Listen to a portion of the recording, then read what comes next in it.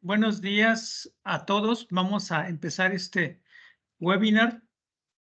Su servidor, Agustín Escamilla Martínez, responsable de la Dirección de Sistemas Mecánicos del CIATEC AC, Centro de Tecnología Avanzada y dependiente del CONACYT, les da la más cordial bienvenida. Estamos transmitiendo desde la ciudad del Marqués, Querétaro, México, en la zona centro del país. Este es el primero de varios webinars que se ofrecerán en el tema de energías renovables, donde incluiremos temas como energía eólica, energía solar, fotovoltaica y térmica y bioenergía. Iniciaremos con dos conferencias, una de carácter general y otra de carácter específico. Cada plática será de 45 a 50 minutos, con un tiempo para preguntas de 10 minutos, las cuales les solicitamos la escriban en el chat. Solicitamos atentamente mantener apagados sus micrófonos y sus cámaras para lograr una mejor transmisión. Este webinar se grabará para después poder compartirlo con quien se requiera. Nuestro primer conferencista de este webinar es el doctor Isaac Hernández. El doctor Isaac Hernández es doctor en Ingeniería Mecánica con especialidad en Diseño Mecánico por la Universidad de Guanajuato y doctor en Ciencias de la Ingeniería por la Universidad de Ciencias y Tecnología AGH de Minas y Siderurgia de Cracovia, Polonia, con especialidad en manufactura y explotación de maquinaria. Ha sido tecnólogo con 12 años de experiencia realizando más de 20 proyectos de investigación y desarrollo tecnológico en las áreas de turbomaquinaria y en energía eólica. Es actualmente miembro del Sistema Nacional de Investigadores, nivel 1 e investigador del CIATEC. Entonces, le damos la bienvenida al doctor Isaac y empezamos con la primera plática. Muchas gracias, doctor Escamilla. Buenos días a todos, buenas tardes. El día de hoy yo les voy a presentar un webinar relacionado a las consideraciones generales para el diseño de las turbinas eólicas de eje horizontal. Como lo comentó el doctor Escamilla, si tienen alguna duda o comentario, plásmenlo en el chat y al final vamos a responder. Con fines de que la señal no se pierda, voy a apagar mi cámara.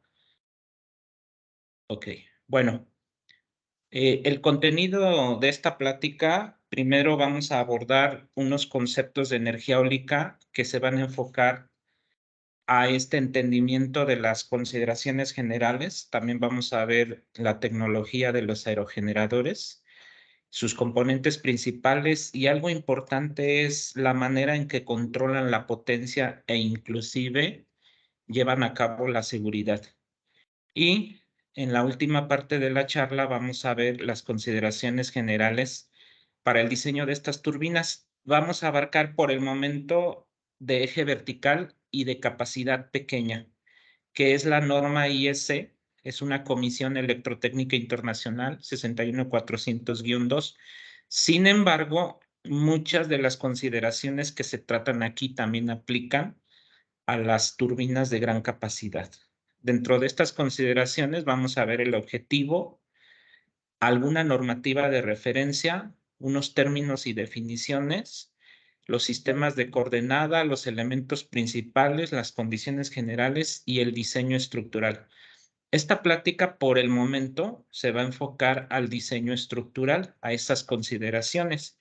Sin embargo, también se puede más adelante aplicar a la parte, por ejemplo, eléctrica, a la parte de control, inclusive a la cuestión de cimentación.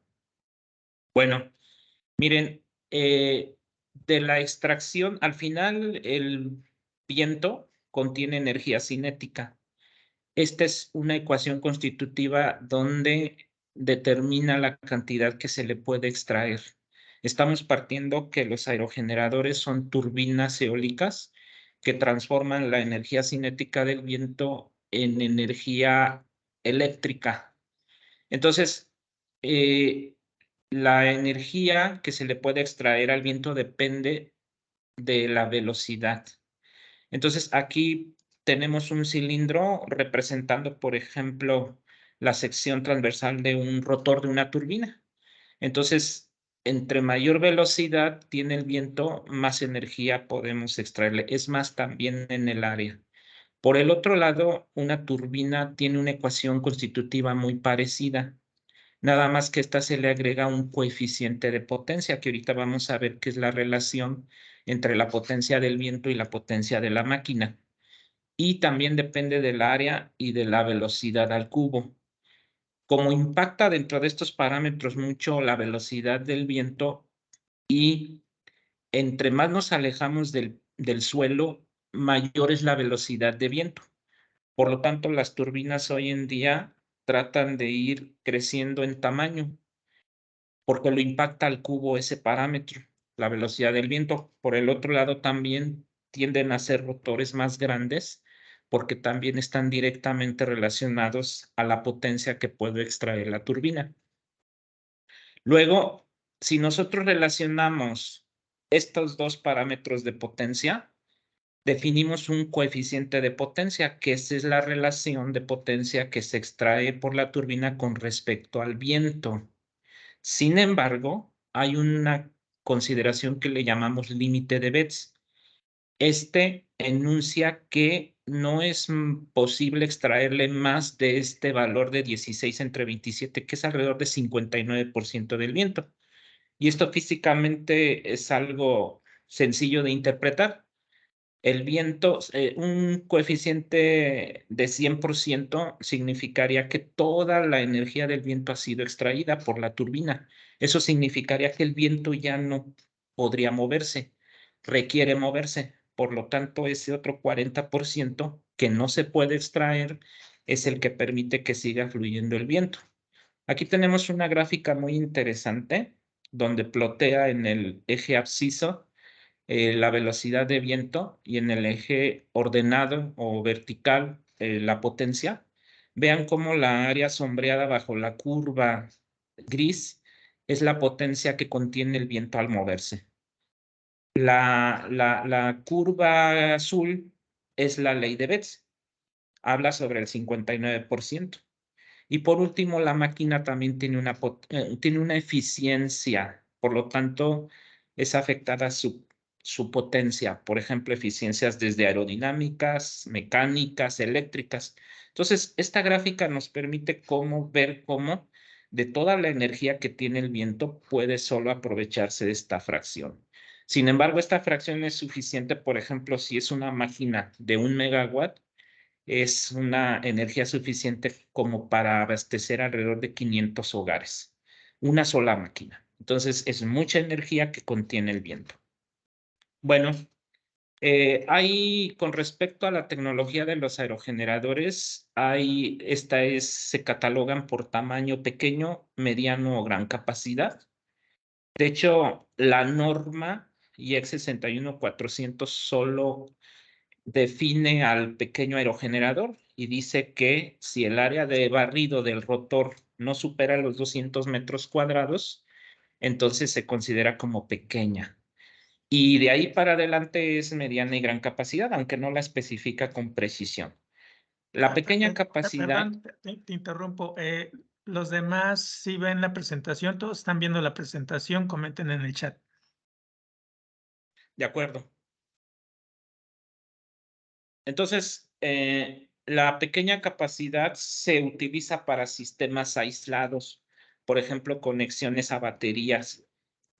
Pueden ser para casas o pequeñas comunidades. Por el otro lado, la gran capacidad, esa ya se utiliza en parques eólicos, las granjas eólicas, por ejemplo, la foto que podemos ver aquí. Bueno, vamos a ver un poquito las partes de la turbina. Por ejemplo, las aspas. Estas aspas son quizás uno de los componentes más principales y que se encargan de convertir esa energía cinética en energía mecánica, en este caso en potencia. Producen un par mecánico a una velocidad de rotación, lo cual el producto es potencia.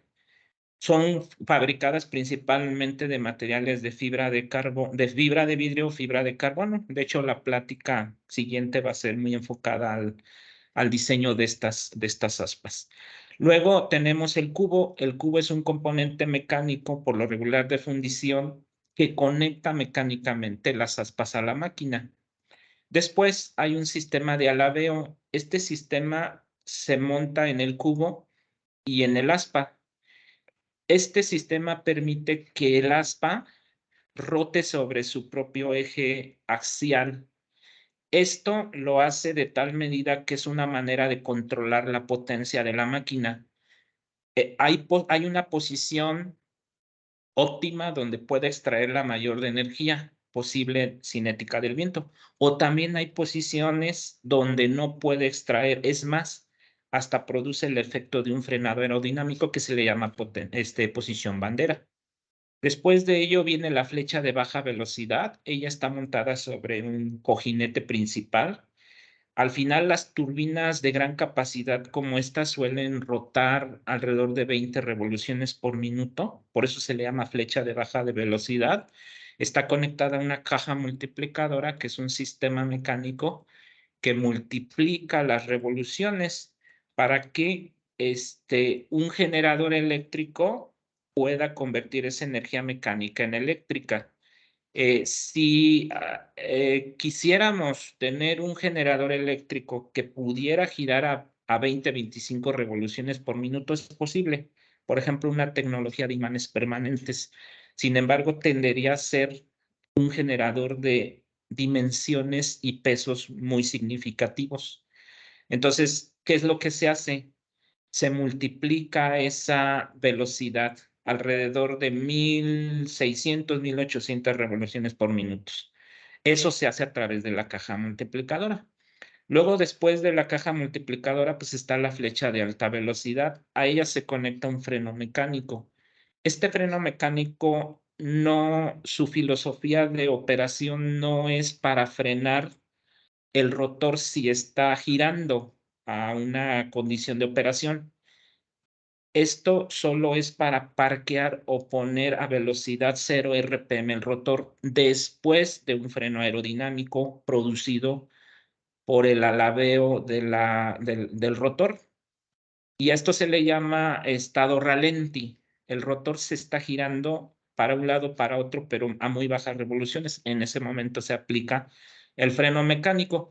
Después tiene un sistema de bloqueo para cuestiones de mantenimiento, se bloquea el rotor, pero el freno no se usa para mantenerlo parado, solo para frenarlo en un estado ralenti.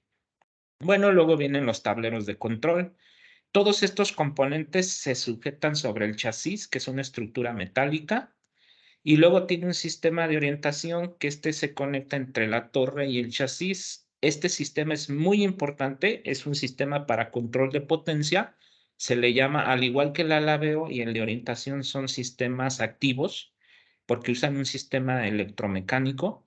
Y este sistema de orientación sirve para orientar el aerogenerador en la dirección del viento para maximizar la extracción de energía. Si no está bien orientado, no extrae la energía que se requiere. Y la torre, que este es un mástil que se utiliza pues para sujetar todas las componentes. Inclusive estas son las que tienden a ser largas para entre más largo, más alto para aprovechar más los vientos. Y ya si cerramos toda esa máquina está la cubierta que le llamamos góndola, que también puede ser construida de fibra de vidrio y su objetivo es proteger lo que son todos los componentes del medio ambiente, ¿no? Para que no fallen por humedad, por corrosión, etcétera.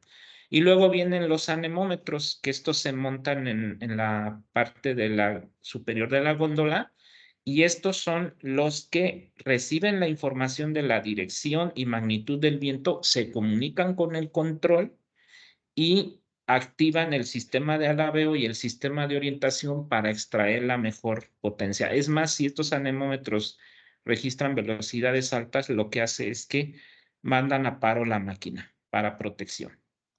Bueno, con respecto a los pequeños aerogeneradores, son más sencillos. ellos tienen un rotor también, puede ser de 2, de 3 multipalas. Tienen un generador que lo utilizan como chasis y luego tienen una cola, tienen torre, tienen un regulador y si lo queremos para conectar a la red eléctrica usamos un inversor o si queremos para un sistema aislado usamos baterías. Ya de manera así, igual al interior de la máquina, pues tenemos un rotor, un estator, un anillo deslizante. Esto es muy importante porque a través de este anillo deslizante pasamos la corriente que produce la máquina. Y se utiliza un anillo deslizante porque un aerogenerador pequeño usa sistemas de control pasivos. No son sistemas electromecánicos. Uno de ellos es la cola. Entonces, si el viento viene de muchas direcciones, puede hacer que la máquina gire sobre su torre, ¿no? Muchas veces, y entonces los alambres eléctricos se enrollarían. ¿Cómo se controla aquí la potencia? No, el alabeo se dice que es pasivo, le llaman estancamiento. Al final el estancamiento es un fenómeno aerodinámico que a ciertas velocidades de viento se desprende la capa límite y empieza a generar cierto nivel de turbulencia que hace que se frene la máquina. Obviamente produce vibración, produce ruido, pero es un sistema económico pasivo. O también el famoso furling, que se puede dar en dos planos. Furling podríamos traducirlo como cabeceo. El viento llega o incide al rotor. Cuando las velocidades del viento son significativas, el rotor levanta o se levanta. Entonces se afecta ahí la incidencia de ataque y se reduce o se frena. Este furling puede ser en este plano como cabeceo o si vemos a un pez de arriba hacia abajo cuando se dobla. Sí, más o menos eso. Bueno, ahora sí vamos a ver las consideraciones generales. Insisto, esta normativa está muy enfocada a la parte de pequeños aerogeneradores, pero muchos de sus recomendaciones, de sus apartados, también aplican a la gran eólica, ¿sí? Y ahorita les puedo ir mencionando cuáles algunos de ellos. Bueno, principalmente esta norma pues cubre la filosofía para la seguridad, para la calidad, algo importante para la integridad de la máquina. Establece esos requerimientos, ¿sí? Aplica para pequeñas máquinas y esta norma abarca diseño, instalación, mantenimiento y operación, ¿sí? Inclusive bajo condiciones de viento y ambientales ya identificadas. Entonces, su propósito es proveer un nivel apropiado de protección contra daños, ¿sí? Durante, obviamente, la vida de la turbina. Las turbinas suelen diseñarse a 20 años o a 25 años, ¿sale? Entonces, esta norma, como lo comentamos, se enfoca a todos los subsistemas de las turbinas pequeñas. Por ejemplo, los mecanismos de protección. Hablábamos del sistema de alabeo, del sistema de orientación, etcétera, sistemas eléctricos, mecánicos, la torre, cimentación, inclusive la interconexión a la eléctrica. Por ejemplo, aquí tenemos unos casos donde se trata de evitar esta norma. La figura superior derecha es una turbina posterior a una tormenta. Aunque las máquinas se diseñan a cierto valor de velocidad, y ahorita vamos a ver qué es el tipo de clase de la turbina, hay veces que se generan vientos por encima de los 200 kilómetros por hora. Entonces la máquina ya no va a resistir esos, ¿no? Y el caso de abajo tenían un problema de fallo en la cimentación. No se consideraron todos los criterios importantes en la cimentación. Entonces, pues las máquinas fallan. Esta normativa evita o reduce la ocurrencia de este tipo de fallas. Por eso es muy relevante. Entonces, esta norma aplica a las máquinas cuyo barrido de rotor es menor a 200 metros cuadrados, ¿sí? Por ejemplo, esto significa que son máquinas que tienen una longitud de pala alrededor de 16 metros hacia abajo. Bueno, esta norma o toda la normatividad, sea la 1 o la 2 de la IEC 61400, también hace referencia a otra normativa y ya más específica. Por ejemplo, si se requieren hacer pruebas de ruido, esta norma redirecciona a la 61411. O si se quiere medir cargas mecánicas, a la 13. O si se quieren hacer ensayos de palas, a la 23. O en cuestiones de requerimientos generales para la máquina eléctrica, la 60204-1. Obviamente hay que ver bajo qué edición o la edición más actual, ¿no? Bueno, vamos a ver 3 términos que vamos a utilizar en esta plática. Primero, la situación de diseño. Estos son los posibles modos de funcionamiento. Por ejemplo, la máquina puede estar produciendo bien. Esa es una situación de diseño. Puede estar produciendo energía con más falla. Es otra situación de diseño. El parqueo es otra. Condición de viento extremo, otra, etcétera. Vamos a ver cada una de esas. Luego, el caso de carga. Si nosotros combinamos una situación de diseño con una condición externa que puede ser de viento, eléctrica o de suelo, entonces esa combinación resulta en los casos de carga. Y esos son los casos de carga que vamos a meter a nuestro proceso de diseño como consideración de cargas externas, ¿sí? Y que son las que debe de soportar la turbina. Las condiciones externas ya en lo particular son factores que influyen sobre el funcionamiento de la turbina eólica. Sí, por ejemplo, ahí incluye los regímenes de viento, si son normales, extremos, factores climáticos, condiciones sísmicas, red eléctrica, etc. Bueno, es importante en esta norma medir los ejes de referencia o los sistemas de coordenada. Por ejemplo, para la torre, el eje X siempre coincide con la dirección del viento. Si hablamos en el rotor de la flecha, X genera un par positivo en la dirección de rotación de la pala y Z en la pala significa el eje longitudinal de la pala. Y luego también se hace referencia a otro eje coordenado y se cumple la regla de la mano derecha. Entonces, esto es bien importante porque los cálculos o las fórmulas constitutivas se basan en este sistema de coordenadas. Bueno, estos casos de carga, en esta norma hay 3 métodos. Pueden utilizarse uno de ellos o una combinación de ellos. El primer método se llama método de cargas simplificadas. El segundo se le llama simulación, modelado mediante simulación, lo conocemos como método aeroelástico. Y el tercero se fabrica la máquina y luego se hacen ya mediciones a escala completa. Vamos a ver muy generalmente cada uno de ellos y luego unos ejemplos. Esta normativa o estas condiciones generales también vienen acompañadas con el diseño de un aerogenerador de 30 kilowatts que desarrolló Ciatec y que vamos a presentar, ¿sí? Este método de cargas simplificadas es un conjunto limitado de casos de carga. Habla alrededor de 6 casos de carga, de 6 situaciones, ¿sí? Y de 10 casos de carga. Usa fórmulas simples y condiciones externas que se simplifican. Aquí lo importante es que los valores de diseño que se consideran en estas ecuaciones deben ser verificadas por pruebas de diseño de datos. Muy bien. Por ejemplo, miren, estos son las situaciones de diseño. Son 6 situaciones de diseño. Por ejemplo, producción de energía. La máquina está produciendo energía de manera normal.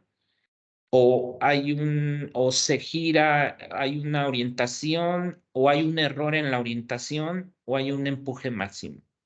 También otra situación de diseño es producción de potencia más la ocurrencia de una falla, paro, una condición de viento extrema, condiciones de parqueo y falla, o inclusive otras actividades como transporte, ensamble, mantenimiento y reparación. Estas son las situaciones de diseño. Los casos de carga, pues como ya lo mencioné, operación normal, una orientación, error en la orientación, empuje máximo, miren, una sobrevelocidad, un cortocircuito eléctrico, un paro, aquí dice frenado, una condición de carga extrema, una condición de carga de parqueo.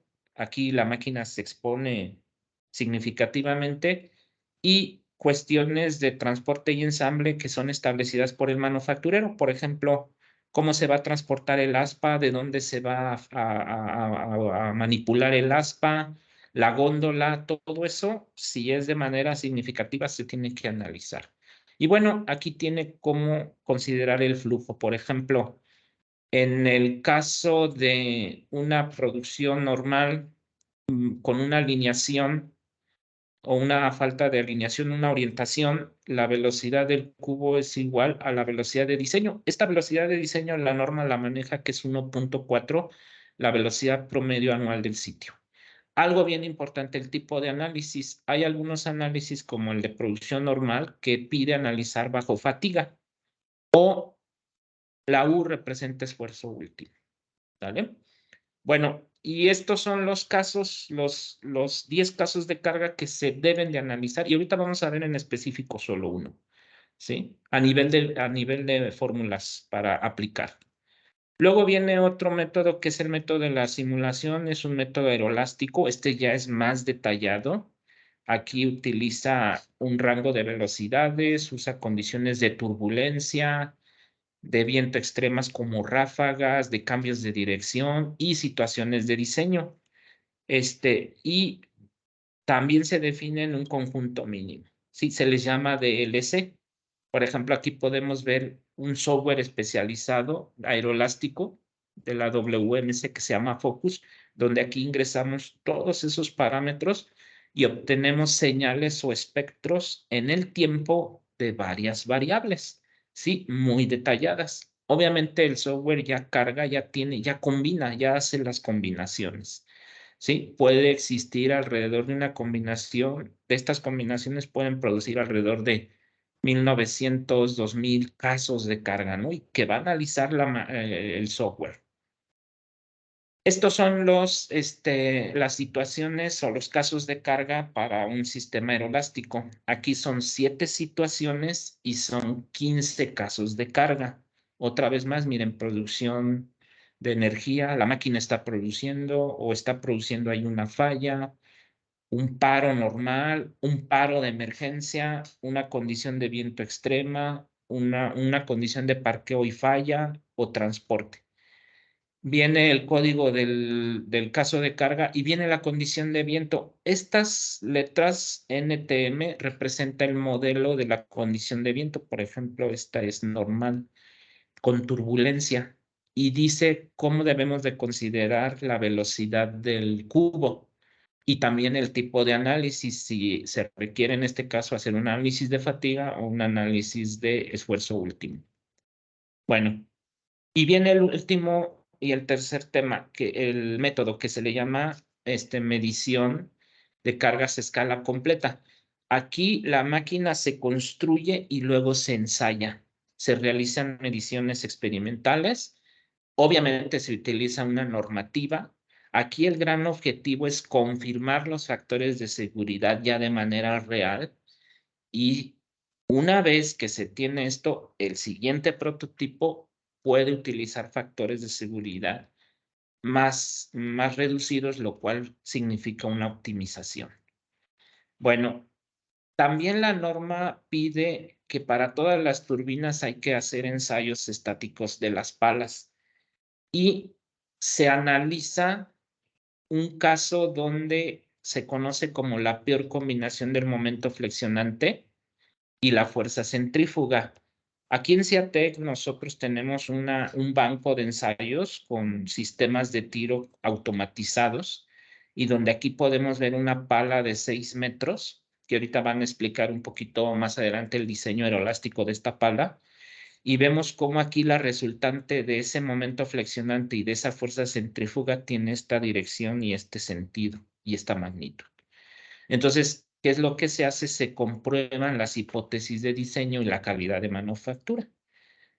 Bueno, también dice la norma verificar otros componentes que están sujetos a carga.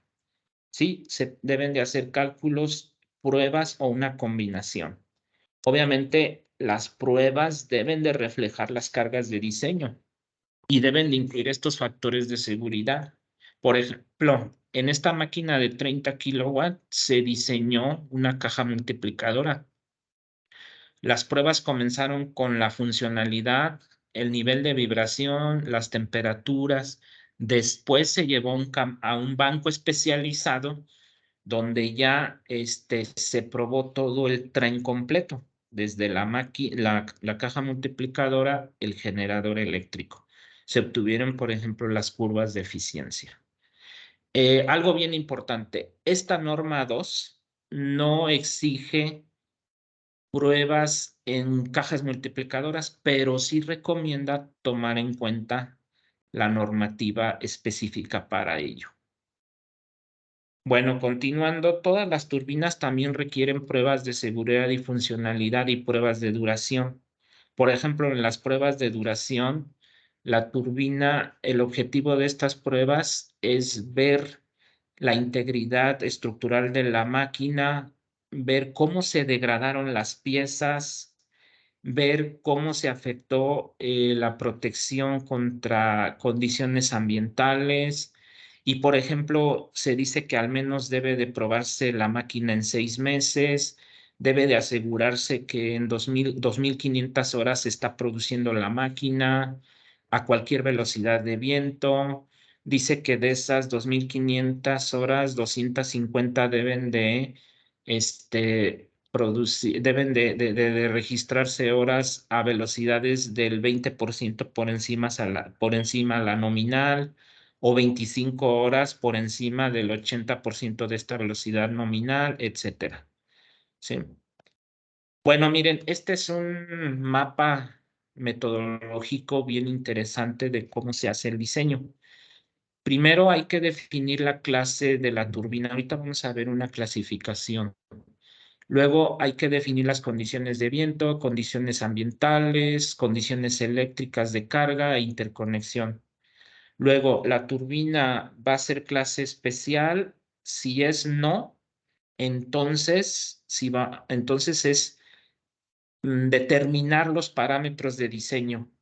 Si vamos a escoger el método simplificado o el método aeroelástico, esta primer parte de verificar datos de diseño es definir los parámetros de diseño, por ejemplo, la potencia de diseño, velocidad de rotación, el torque en la flecha. Si ya se va a escoger el método 3, entonces estas se hacen pruebas, se mide en campo esta velocidad de rotación, potencia, etcétera. Hay que usar factores de seguridad y de carga. Y una vez que ya escogimos y aplicamos el método, ahora hay que ensayar los componentes mecánicos, por ejemplo, aquí las palas. Luego hay que hacer pruebas de duración, pruebas de funcionalidad y seguridad. Luego, algo bien importante, todo lo de color verde es pruebas y todo lo de color azul es análisis. Después de estas pruebas de duración y seguridad, hay que hacer análisis de resonancia. Estos son bien importantes.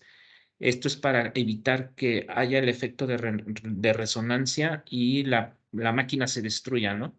Hay que hacer análisis de estado límite, que son esfuerzos últimos y fatiga y de flexión crítica. Y bueno, ya luego los requerimientos eléctricos, requerimientos de la estructura y se termina.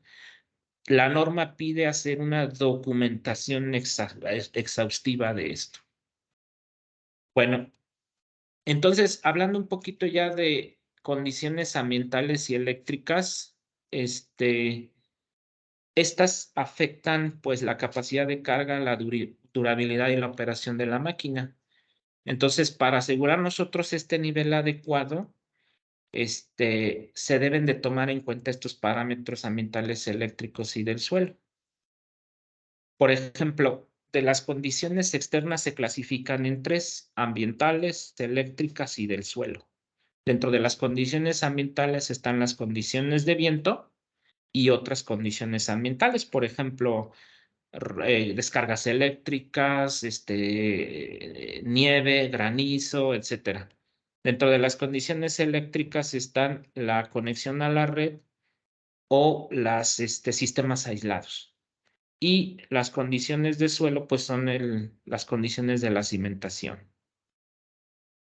Entonces, dentro de las condiciones del viento son importantes considerarlas porque afectan principalmente a la integridad de la estructura. Sí, y otras condiciones ambientales también deben de considerarse como el sistema de control, la durabilidad, la corrosión. Miren, de condiciones externas tenemos condiciones normales y condiciones extremas. Dentro de las condiciones normales tenemos a largo plazo y de operación. Dentro de las extremas tenemos condiciones de diseño. Estas llegan a ser raras, pero son potencialmente críticas y son las principales que hacen fallar a los sistemas. Y entonces, si todas estas condiciones normales y extremas las combino con las situaciones de diseño, pues creo o se forman los casos de carga, que para el caso del método simplificado pueden ser 10 o son 10 como mínimo, y para un caso aeroelástico pueden ser alrededor de 2000. Miren, hay otra importante, la norma maneja esta clasificación de turbinas. Aquí hay 4 clases y una clase especial, la 1, 2, 3 y 4. La 1, por ejemplo, tiene una velocidad de referencia de 50 metros por segundo. Son alrededor de 180 kilómetros por hora el viento. Luego una velocidad anual promedio del sitio de 10 niveles de turbulencia. Eso significa que si la máquina es clase 1, debe de aguantar durante 10 minutos una velocidad de 50 metros por segundo y no debe de destruirse. Y así sucesivamente. Hay clases especiales. Son cuando hay alguna condición externa que se mueve de los parámetros normales. Por ejemplo, para las clases especiales son condiciones que reflejan ambientes más severos. Por ejemplo, el tema de rayos, huracanes, etcétera. Las condiciones externas para las clases 1, 2, 3 y 4 no cubren, por ejemplo, condiciones de alta mar, ni tormentas tropicales, ciclones, huracanes, tifones. Las condiciones se cubren con la clase S. Obviamente no significa que una turbina no va a superar el paso de un huracán. Lo que se tiene que hacer es un sistema de protección contra esto.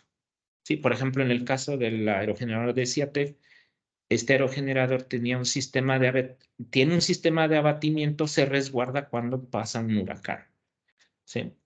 Bueno, de las condiciones de viento tenemos las normales y extremas. Y aquí tenemos sus ecuaciones constitutivas que debemos de tomar en cuenta en el punto inicial de diseño, y también las extremas, que estas ya incluyen ráfagas, cambios de dirección, etcétera, ¿sí? Y también la norma muestra sus ecuaciones constitutivas para poder determinar. Bueno, dentro de las otras condiciones ambientales, pues está aquí temperatura, humedad, lluvia, descargas atmosféricas, terremotos.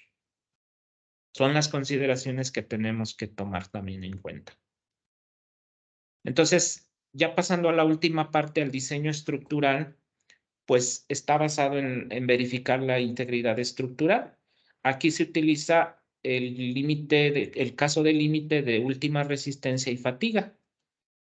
Por ejemplo, los tipos de carga a lo cual va a estar sujeta la máquina es vibración, inercia y gravedad, cargas aerodinámicas, cargas debido a la operación y otras cargas, por ejemplo, de vibración, inercia y gravedad. Tenemos dinámicas y estáticas que se deben a la inercia, al movimiento giroscópico, a la gravedad, etcétera, ¿no? Cargas aerodinámicas también tenemos estáticas y dinámicas, pero estas son causadas por el viento y su iteración. Cargas operacionales, por ejemplo, orientación, frenado, forning, alabeo, etcétera. Y otras cargas, pues, estelas de viento, hielo, el transporte, el montaje. Todos estos tipos de cargas son los que debemos de tomar en cuenta en nuestro proceso de diseño. ¿Sí? Por ejemplo, dentro de los casos de carga de diseño, están los de turbina en operación, situaciones de transporte, hay sin falla, con falla, condiciones externas normales o extremas. Cuando son con falla, son externas apropiadas y para transporte son condiciones externas. Dentro del método simplificado, pues ya dijimos que son ecuaciones simples y conservadoras. Se ocupan para turbinas de eje horizontal, con 2 o más aspas, de rotor tipo hélice, palas en cantilever, cubo rígido y el movimiento de las palas coordinado. Por ejemplo, nada más voy a mostrar un ejemplo de un caso de operación normal. Miren, estas son las ecuaciones constitutivas. Aquí para las aspas me dice que la fuerza centrífuga se determina de esta manera. Depende de la masa, del radio, de la rotación. También determina las cargas en la flecha. Entonces, con estas cargas y con diagramas de cuerpo libre y ecuaciones de la mecánica, yo voy a trasladar todas estas cargas a donde uno quiera en la máquina.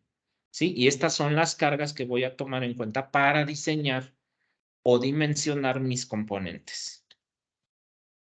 Este es el ejemplo de la turbina de 30 kilowatts. Aquí se definieron todos los parámetros y luego se hicieron los casos de carga. Y miren, aquí ya tengo los valores en fuerzas y en momentos. Son cargas internas. Son 3 componentes en las fuerzas X, Y, Z y 3 momentos. Con ellos, yo dimensiono mis componentes. Para el caso del método aeroelástico, pues ya es más completo. Utiliza situaciones de diseño extremas eléctricas. Y dentro de los casos de carga, obviamente se van a especificar rangos de velocidad de viento, se evalúan sobre todos esos rangos y se selecciona el peor caso de carga. El mismo software puede dar todas esas combinaciones y esos valores, ¿sí? Entonces, por ejemplo, el caso de producción de energía. Aquí nos dice que está operando la máquina, está con carga eléctrica, hay un desbalance en el rotor, hay situaciones de desalineamiento y entonces es importante conocer la peor combinación. Miren, para el caso de la turbina de 30 kilowatts, se hicieron 2054 casos de carga en el software Focus, y se obtienen estas matrices de resultados. El software ya da cuál es el caso más crítico para la pala, para la torre o para el rotor, ¿sí? Y entonces ya nada más se identifica y ese es el valor de entrada. Por ejemplo, el caso de carga más crítico para las palas era que estaba en producción de potencia, había una ráfaga de viento, había turbulencia, el eje de rotación estaba desalineado, hubo un paro por sobrevelocidad, había un error de alabeo y esta es la velocidad de viento promedio, 20 metros por segundo. No había ángulo de orientación. Y entonces obtenemos todas estas señales. Estas señales son muy importantes, son sobre el tiempo y obtenemos, miren, la velocidad del cubo, la velocidad, la dirección de cambio del viento, la velocidad del rotor. Aquí vemos claramente el paro, cómo pasa unas RPM de 100.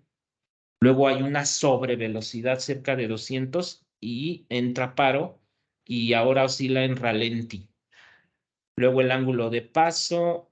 Esta señal de aquí es qué tanto la pala se flectó en la punta y luego el momento flexionante.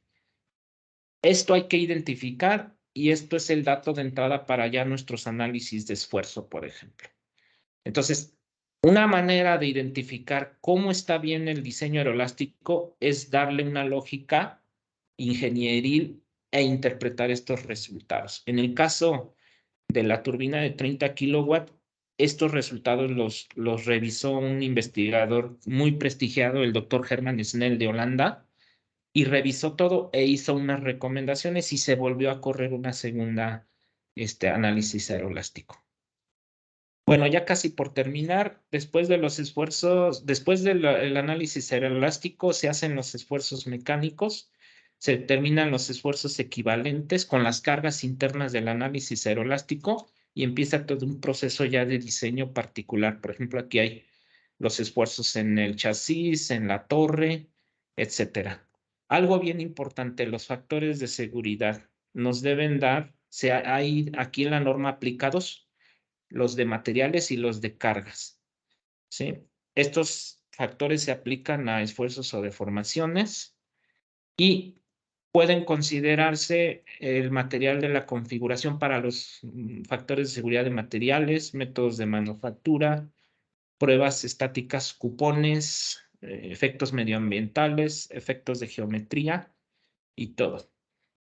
Y estos son los factores por materiales. Miren, para la caracterización completa que acabamos de ver anteriormente, se utiliza para fatiga 1.25 y para última resistencia 1.1. Si no se cumplen todos los aspectos del slide anterior, entonces para resistencia a la fatiga se utiliza un factor de 10 y para la última resistencia 3.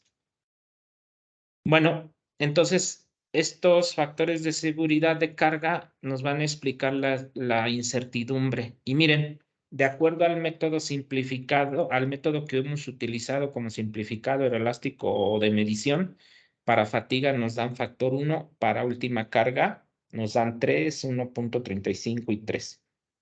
Obviamente, el aeroelástico tiene un factor de seguridad bajo porque tiene mucho análisis.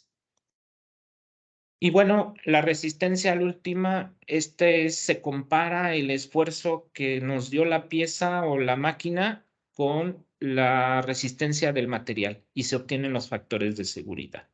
¿Sí? Esto es muy importante y se deben de cumplir los que establece la norma. Y también con respecto a fatiga, se utiliza el daño. Se usa la regla de Miller, que esta tiene que ver con un daño acumulado, es decir, un caso de carga va a sujetar a la máquina a ciertos valores de esfuerzo.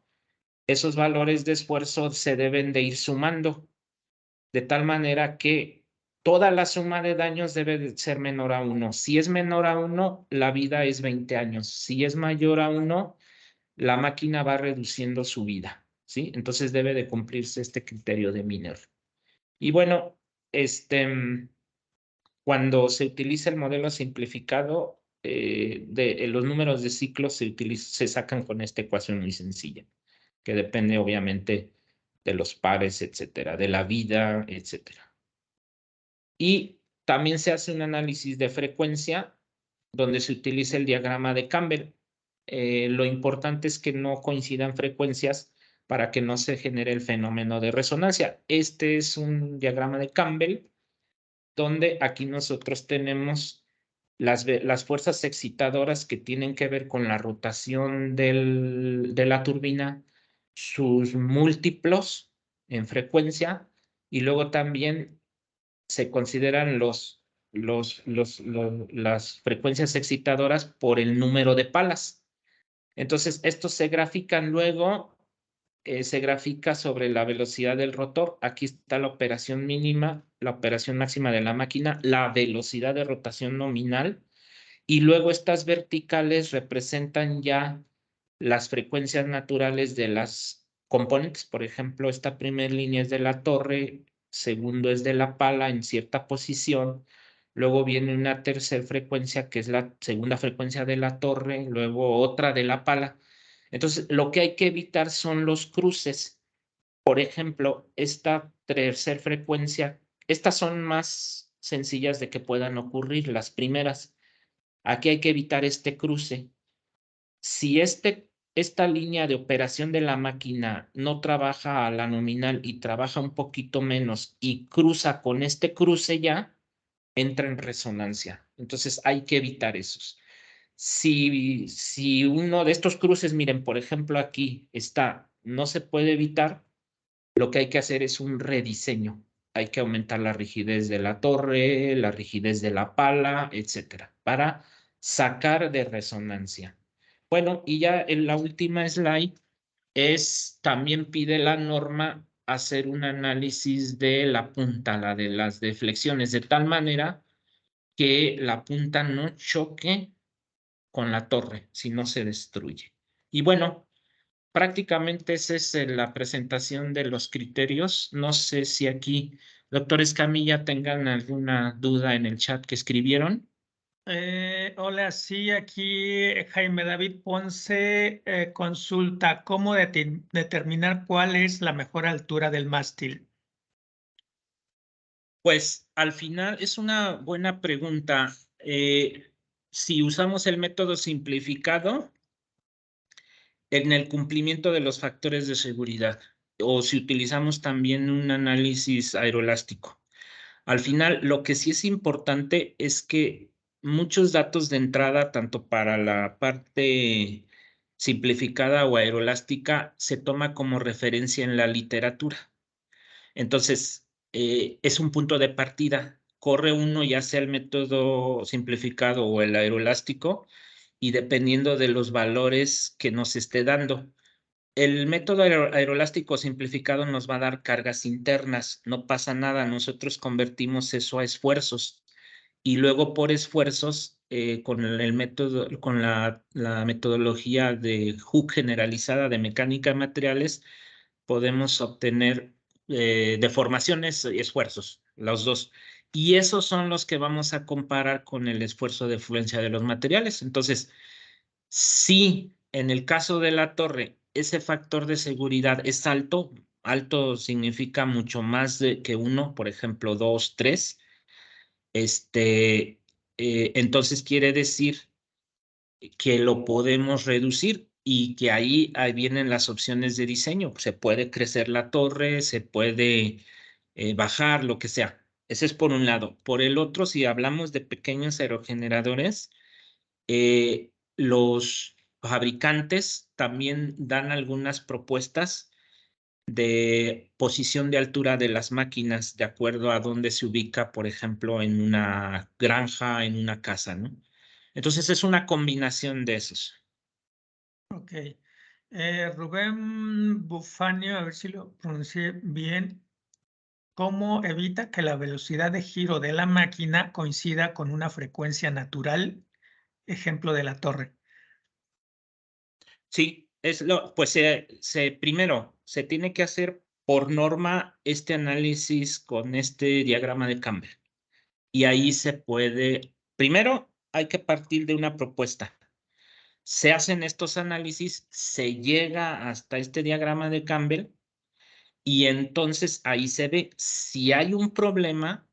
Entonces es lo que comentaba, tenemos que regresar al proceso de diseño y ver si podemos cambiar la rigidez de la torre, porque la velocidad de rotación de la máquina puede ser ya una especificación importante para producir cierto nivel de potencia. Entonces ese dato probablemente no lo podamos mover tan fácil, pero sí podemos mover la rigidez de la torre.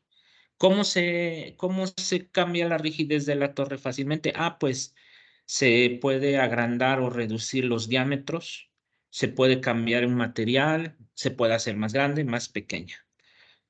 De esa manera es cómo se puede evitar en un momento dado, ¿no? Esa parte. Muy bien. El ingeniero Gabriel Romero pregunta, ¿se refiere al esfuerzo último como el esfuerzo de fluencia? Es Y correcto. ajá, ok, ajá. Y la otra es, ¿no se ha buscado reducir esas frecuencias y cargas con dispositivos hipersustentadores? Fíjese que no conozco de estos sistemas, pero al final, seguramente puede ser una alternativa. Y Ok. sí, el esfuerzo último se considera como el esfuerzo a la afluencia. ¿Por qué? Porque dentro del proceso de diseño para máquinas es un criterio de falla la afluencia, porque si ya entra a unos aspectos de deformaciones permanentes, entonces ya no se considera como funcional o puede inclusive entrar más a falla, ¿no? Entonces es el esfuerzo a la afluencia. Muy bien. Marco Antonio Cortés pregunta, ¿en qué consiste el sistema para evitar el sometimiento de cargas excesivas en caso de huracanes o tifones? Uno de los que nosotros implementamos, a ver si lo logro ubicar aquí, es un sistema de abatimiento. Es decir, la torre tiene la capacidad de, de ponerse paralelo al piso. Entonces, obviamente, estoy tratando de buscar aquí la slide. Bueno, de tal manera que se resguarda. eh, Esta, miren. Tiene un sistema de abatimiento que a través de unos pistones y unos soportes, toda la torre junto con el aerogenerador se pone en paralelo al piso y se protege, y inclusive se usa mucho barreras, así barreras naturales, de concreto, por ejemplo, para resguardar el rotor. Obviamente se tiene que amarrar el rotor. Y de esta manera puede pasar el huracán y a la máquina no le pasa nada. Lo que sí es cierto es que, primero, si la máquina no fue diseñada para huracanes, pues ni se tiene que pensar en poner en una zona de paso de huracanes, ¿no? Porque lo va a destruir. Pero si ya se quiere aprovechar recurso eólico en zonas de huracanes y la máquina no es de tamaños muy significativos, se usan estos sistemas de abatimiento. He visto sistemas de abatimiento en máquinas de 200, 300 kilowatts. Entonces se resguarda, se pone a altura de piso y ya pasa el huracán, pasando el huracán se vuelve a levantar. Muy bien. Bueno, la última, ¿el banco de pruebas de CIATEC está instrumentado para hacer pruebas bajo cargas combinadas o de cargas de torsión? Sí, el banco de Ciatec, tiene un sistema de adquisición de datos de 200 señales, donde podemos poner, desde galgas extensométricas o inclusive hilos potenciométricos, etcétera. También cuenta con celdas de carga y cuenta con 3 tiros de cada uno con capacidad de 3 toneladas. Todo se monitorea, se sigue bajo normativa la prueba. Muy bien. Bueno, con esto damos por concluida esta primer plática. Si de pronto hay más preguntas, las mandan al chat o por ahí tienen nuestros correos. Y entonces continuaremos con la segunda plática que la va a dar el ingeniero Isaías Alvarado Medrano. Él es ingeniero en sistemas energéticos sustentables por la Universidad Autónoma del Estado de México. Tiene 6 años de experiencia en CIATEC, desarrollando proyectos relacionados al diseño de aspas para aerogeneradores y procesos de manufactura con materiales compuestos, tanto en turbinas de eje horizontal como en turbinas de eje vertical. Entonces, adelante, Isaías, pones tu cámara un momento para que te conozcan.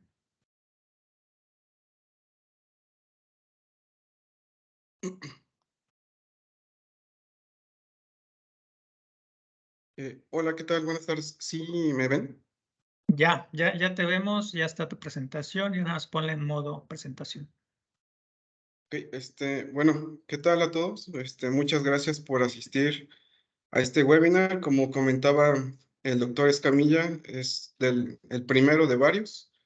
Y pues la intención es mostrarles también, ¿no? Nuestras capacidades, lo que hemos hecho y nuestros casos de éxito. Yo voy a presentarles un poquito sobre lo que es el diseño estructural, un análisis aeroelástico, como ya lo había mencionado el doctor Isaac, pero un poquito más detallado. Esto para lo que son turbinas eólicas. Bueno, voy a apagar un poquito la cámara para mejorar la calidad de la presentación. Y ok.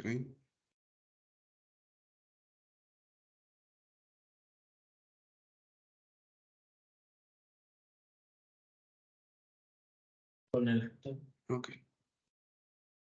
Ok, listo. Bueno, un poco del contenido son que vamos a abarcar son las características generales de lo que son las aspas, de manera muy general, lo que es el diseño estructural, un poquito del análisis aeroelástico, más a fondo, la importancia de este tipo de análisis y un caso de estudio que, bueno, igual ya se comentó, que es el aerogenerador de 30 kilowatts. Ok, bueno, hablando de manera muy rápida de las características generales de lo que son las aspas, estos elementos de una turbina eólica, pues simplemente es un conjunto, un diseño, tiene un diseño aerodinámico, el cual es una familia de perfiles aerodinámicos, los cuales generan fuerzas de sustentación y arrastre debido al paso del viento a través del rotor. ¿Cuáles son las características principales? Pues bueno, para los que han estado en contacto con este tipo de elementos, de manera visual se tiene desde el diseño una familia de perfiles, se observa un espesor, un aspa se puede observar que no es una geometría constante, no es sencilla, tiene una cierta longitud. Esta longitud me refiero al perfil al cual denominamos cuerda. Este igual va desde el análisis aerodinámico y un torcimiento del aspa, que es lo que permite tener un mejor control de lo que son estas fuerzas que generan el giro. Hablando un poquito ya de lo que es el diseño estructural, pues depende mucho del diseño, ya que esto va a depender lo que es la fabricación. Se puede tener un diseño sencillo hasta un diseño complejo y depende de la cantidad de elementos estructurales que puede tener el aspa. En la imagen mostramos que es el diseño más común en la industria, que son dos conchas, que son las que dan la forma gracias a los perfiles, la cual llamamos concha lado presión y concha lado succión. Dentro de estas conchas también tenemos lo que son las piezas o los prefabricados de raíz, una raíz LS, una raíz LP, de lado presión y lado succión, un spark cap por cada concha que ya está integrado y dos largueros, que son los que están en la parte central.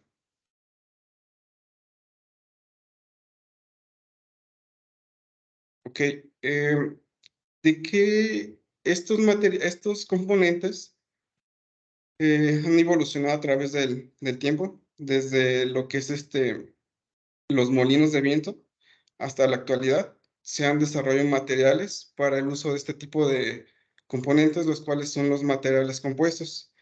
Sabemos que dentro de estos materiales hay tres tipos, los cuales utilizan una matriz metálica, una matriz cerámica y una matriz polimérica. Para el caso de las aspas usamos matrices poliméricas, la cual está conformada por refuerzos de fibras y una matriz polimérica. Los refuerzos pueden venir en tres tipos, en versión polo, en filamentos o en hilos. Para el caso de aspas usamos lo que son de hilos continuos más una matriz polimérica. En el diagrama integré la cantidad que es 100% del peso de refuerzos de fibras más el 50% respecto al peso de fibras, lo cual nos da nuestro material compuesto. ¿Cuál es la intención de esta matriz? La matriz protege a lo que son los filamentos o los refuerzos de fibra que van a transmitir longitudinalmente las cargas que van a estar presentando y van a estar soportando. ¿Cuáles son las ventajas y desventajas? Bueno, que como ventaja, tienen una excelente resistencia al peso, 70% más ligero que el acero, 40% más ligero que el aluminio, una flexibilidad de forma.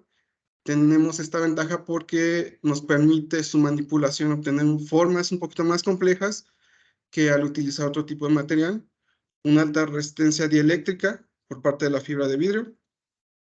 La capacidad de consolidación de partes, esto se refiere a que podemos generar piezas un poquito más complejas. Ya no tenemos que hacerla en partes y ya nos evitamos la unión de estas piezas. Tiene una buena resistencia a la corrosión, esto bajo la condición de también agregarles una protección, el cual es el coating, un buen comportamiento ante fatiga, ya que es una de sus principales características de por qué se utiliza este tipo de materiales en aspas, ya que este tipo de elemento está sujeto a varios ciclos de carga. Y bueno, tiene una reducción de costos en mantenimiento, ya que tiene un tiempo de vida mayor en comparación de otros materiales. Y como desventaja, para una inspección estructural interna será un poquito más complicado, ya que poder visualizar estos daños requiere de un equipo especializado, una reparación de altos costos. Esta suena un poquito contradictoria a la que ya comenté en las ventajas, ya que si se tiene una pieza la cual, bueno, no se protege o no tiene un control de mantenimiento, pues es obvio que las reparaciones van a ser un poco más frecuentes. Esto es de altos costos, ya que se requiere una habilidad para la reparación de este tipo de piezas con este tipo de material. A altas temperaturas, la matriz de resina se puede dañar, pero bueno, para el caso de aspas solamente aplicaría si se le expone a fuego directo. Y bueno, son materiales costosos y de accesibilidad media, porque realmente no es tan fácil que se pueda comercializar, especialmente si no se tiene la industria o el desarrollo en cierta zona. No lo pongo de alta, ya que, bueno, también en México contamos con intermediarios que nos permiten tener acceso a este tipo de materiales. Bueno, dentro de las fibras tenemos una clasificación, la cual son las fibras de vidrio no estructurales. Estas son más comerciales, las que podemos encontrar en las tiendas que venden este tipo de compuestos o materiales, y las fibras estructurales, que pueden ser de fibra de vidrio o de carbón. La diferencia es en los hilos que tiene. Las estructurales tienen una estructura aleatoria, la cual no tiene una orientación definida, mientras que la estructural ya tiene una estructura que viene desde una máquina que se ajusta para dar este tipo de orientación. Dentro de estas fibras estructurales tenemos la que son fibras unidireccionales de 0 o 90 grados, fibras bidireccionales de 90 y 0 grados, fibras biaxiales de más o menos 45 grados, fibras triaxiales, que es la combinación de las anteriores, de más o menos 45 grados con 0 grados o con 90 grados, las fibras cuadraxiales, que es la combinación de las anteriores, más o menos 45 grados con 90 grados y 0 grados. Y la ventaja de este tipo de fibras es que, de acuerdo al diseño o el análisis que uno quiera hacer, se puede mandar a realizar un pedido de orientación ya específico. La ventaja de los fabricantes de este tipo de fibras es que ellos pueden ajustar sus máquinas de acuerdo al tipo de orientación de tejido que uno requiera. Obvio, esto va a tener un incremento en el costo. Estos materiales los podemos tener en diversas presentaciones, desde rollos de 100, 50 pulgadas hasta 10 centímetros de ancho, de acuerdo a la aplicación que uno requiera. Se pueden encontrar filamentos, bolsas con filamentos de fibra de vidrio, carretes de hilo, que se utiliza mucho para hacer refuerzos en moldes, y las más comerciales, que son bolsas con una presentación de 1 kilogramo. Bueno, la fibra de vidrio no solo es el material que conforma lo que es un aspa. Tenemos núcleos, ya hay una gran variedad de núcleos. Desde hace mucho tiempo se ha utilizado lo que es la madera balsa. Es un material muy ligero, muy flexible, pero se han desarrollado materiales que son de PVC, de poliuretano, los cuales nos permiten tener configuraciones un poquito más complejas para darle esa mayor resistencia, pero al mismo tiempo una reducción en el peso. Tenemos lo que es el adhesivo estructural, un compuesto igual base epóxico, el cual permite la unión de los elementos de los cuales ya les había comentado al inicio, y lo que son las resinas. Se puede tener resina vinilester, poliéster o epóxica. La más común para aspas son las resinas epóxicas. Hay de diferentes marcas y cada fabricante tiene su ficha técnica para definir la relación de mezclado. Y obvio, la epóxica se entiende que es mucho mejor que la poliéster en propiedades mecánicas y en tiempos de curado. un poquito más a detalle de lo que es el diseño estructural de un aspa.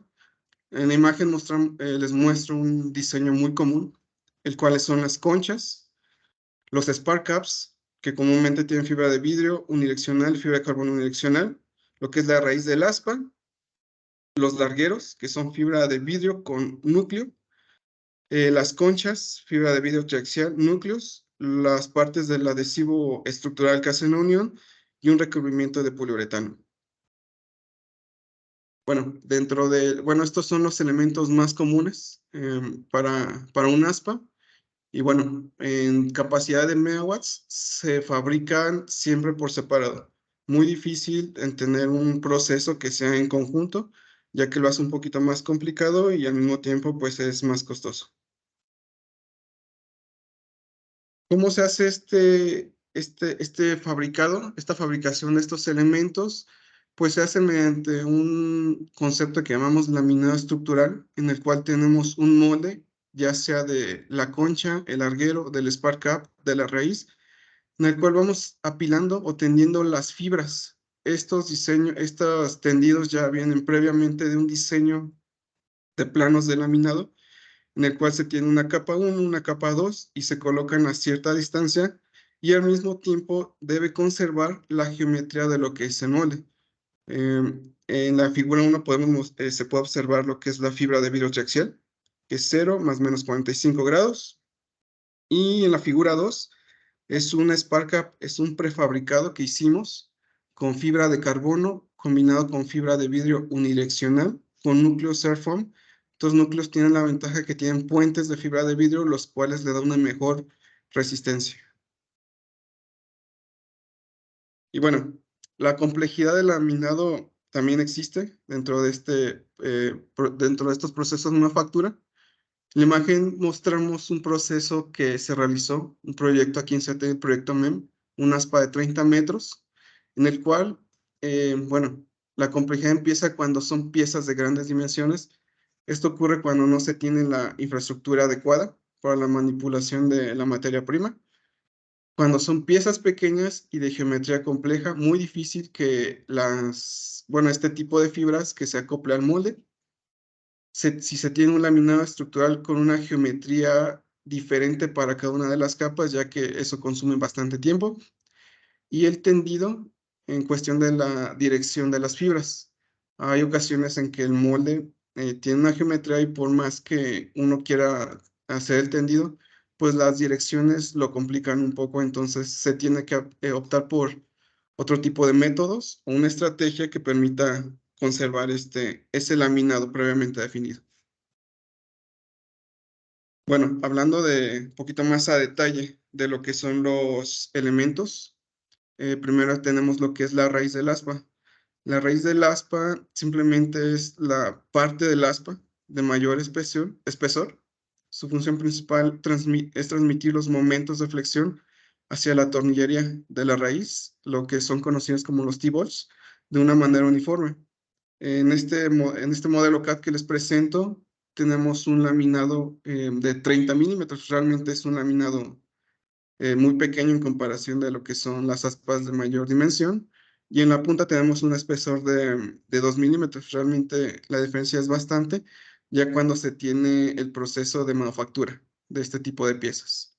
Además de que el tener un mayor espesor nos permite tener una unión entre lo que es el aspa, la brida, para realizar la conexión al sistema de alabeo que se encuentra en el cubo. Ok, para el caso de los Spark Caps, igual es un elemento importante, un elemento estructural que permite soportar las cargas normales producidas en el aspa por acción de las fuerzas del viento o también por el mismo componente de la turbina eólica. Estas se transmiten de punta hacia raíz. Comúnmente se utilizan materiales que son fibra de vidrio unidireccional, fibra de carbono unidireccional, y actualmente han salido las piezas de pultrusión para este tipo de piezas, las cuales ya, bueno, es otro método para la fabricación de piezas con materiales compuestos, los cuales ya son rollos de fibra curada, es el término que nosotros manejamos a la resina y a la fibra ya endurecida, y los cuales son más fáciles de acoplarse para generar este tipo de piezas. En la imagen 2 que muestro aquí, Sartex es uno de los productores que se dedica a este tipo de materiales y los cuales ya están certificados por la DNVGL para uso en energía eólica. Ok, para lo que es el larguero del aspa, bueno, tiene su función de mantener unidas ambas conchas. Bueno, esto añadiendo a lo que es el adhesivo estructural, permite soportar cargas cortantes a lo largo del aspa y tiene la característica de que forma una estructura sándwich. Una estructura sándwich simplemente es la unión de dos pieles, dos láminas, como se le llama en la literatura. Lo que es fibra de vidrio, la más común es fibra de vidrio unidireccional, un núcleo, PVC, PU, madera, por decir algunos ejemplos, más otra capa de fibra de vidrio. Es una estructura sándwich ya que la intención es mantener una simetría en su estructura y la intención es tener un soporte de cargas cortantes, pero al mismo tiempo que sea un elemento muy ligero. Bueno, para el caso de los largueros, se pueden tener varios diseños. Hay largueros tipo C, los cuales son llamados los box par, los largueros, bueno, el de doble larguero tipo C y el larguero tipo I.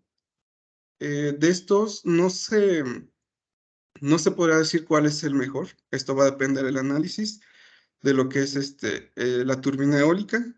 Y bueno, cada uno tiene su complejidad en el diseño y en su proceso de manufactura. Y bueno, aquí tenemos unas imágenes de lo que es la raíz del aspa. En las primeras dos imágenes del lado izquierdo tenemos lo que es el espesor de la raíz del aspa del proyecto MEM que se realizó aquí en CIATEC, junto a la tornillería, los T-bolts. Realmente se observa que es un espesor bastante grande, ya que pues es lo que permite soportar todos estos momentos flexionantes. Y bueno, en la imagen derecha se puede observar esta pieza. Esta pieza es un prefabricado de raíz que es una de las partes que conforman el aspa. No sale directamente de lo que es toda una concha. Ok, se puede dar casos para el Spark Gap. No necesariamente puede ser uno. Aquí podemos observar un aspa que está siendo inspeccionada. Se muestran dos largueros, los cuales el principal está puesto en el eje pitch de diseño del aspa y otro cerca del borde de salida.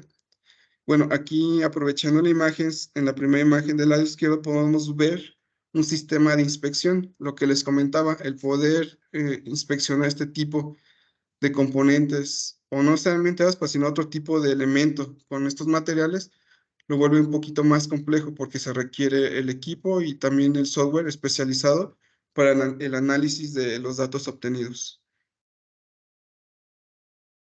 Y bueno, en el caso de lo que son los largueros, se puede tener no necesariamente los que ya había mencionado.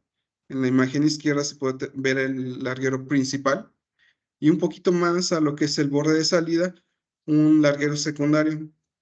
Esto pues ya depende mucho de lo que del análisis. Y bueno, el espesor puede variar. Pueden ser espesores desde 35 milímetros hasta 15 milímetros. Esto, bueno, también se tiene la ventaja de que ya estos espesores son comerciales y es muy accesible.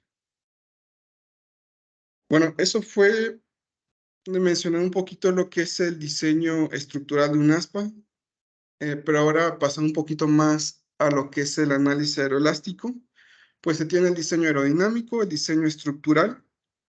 Antes de fabricación, ¿qué pasa? Pues es esto, lo del análisis aeroelástico. Y bueno, que es se entiende que las aspas son los componentes que están sujetos a muchos ciclos de carga por un tiempo muy prolongado. Y bueno, hay que recalcar que deben tener un tiempo de vida de diseño que son de 20 años. ¿Qué es lo que hacemos con este análisis? Estudiamos el comportamiento de la estructura y de los sistemas que están expuestos a estas fuerzas aerodinámicas, aeroelásticas e inerciales, utilizando un método de elemento finito y códigos aeroelásticos ya muy aplicados a este tipo de máquinas. O bien se han desarrollado softwares para este tipo de análisis que son solamente para el caso de turbinas eólicas. Y bueno, todo esto parte desde lo que son el triángulo de Collar. El triángulo de Collar básicamente nos dice la interacción de estas fuerzas que forman lo que es la aeroelasticidad, fuerzas aerodinámicas, fuerzas elásticas y fuerzas inerciales. Y bueno, como mencionábamos, se tiene abarcado la parte del dominio de las ecuaciones que rigen esta ciencia, que es el comportamiento bueno, como se define que es el comportamiento de un vehículo elástico en movimiento relativo respecto a un fluido. Tenemos lo que son las ecuaciones de movimiento para la aeroelasticidad y sus fenómenos con sus respectivas ecuaciones. La aeroelasticidad es una ciencia bastante amplia, muy compleja, en el cual los principales fenómenos son desde la inversión de mando, la divergencia, el flameo, el bataneo y ráfagas. Y bueno, mostramos una de las cuales utiliza este tipo de análisis, pero bueno, esto se va volviendo un poquito más complejo conforme se va atacando. Y bueno, dentro de las ecuaciones que se utilizan en el análisis aeroelástico, pues tenemos una de nuestro interés, que son para determinar los eigenmodos del aspa. Ya lo había comentado el doctor Isaac, de la cual partimos de una deflexión inicial y de ahí podemos obtener los modos de flatwise, edgewise y luego el segundo modo de flatwise mediante un proceso iterativo.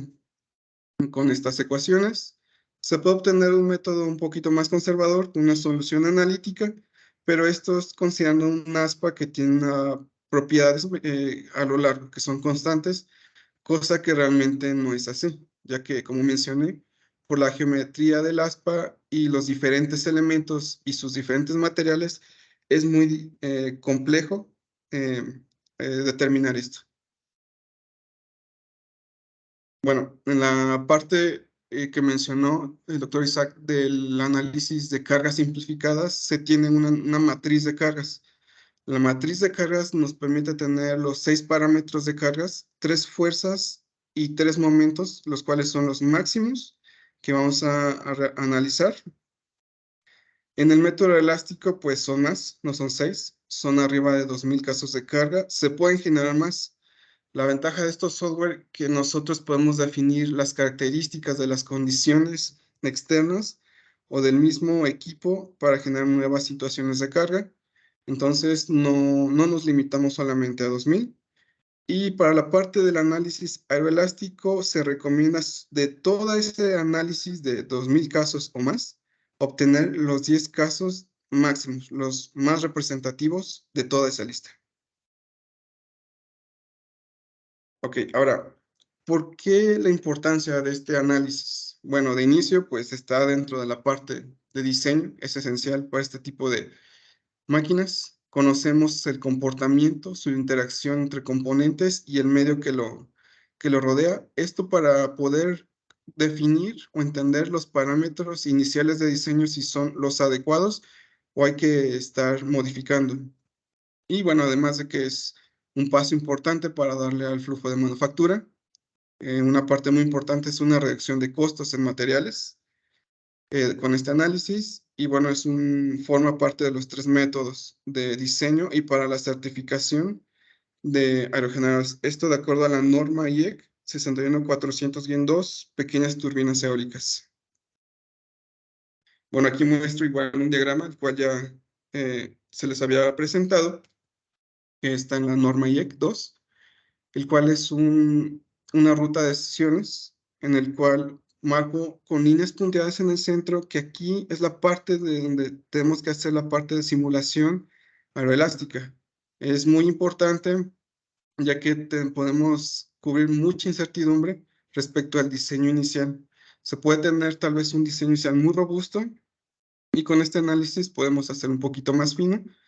¿Y qué es lo que impacta más? Pues en costos. Bueno, la intención es proporcionar datos más detallados de acuerdo a los resultados entre el método simplificado de cargas con este método para poder realizar un rediseño de cada uno de los componentes.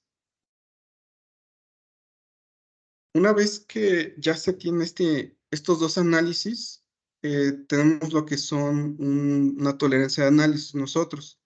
¿Qué es esto? Comparamos los resultados obtenidos con el primer método y el segundo método y se debe cumplir con una variación o un porcentaje.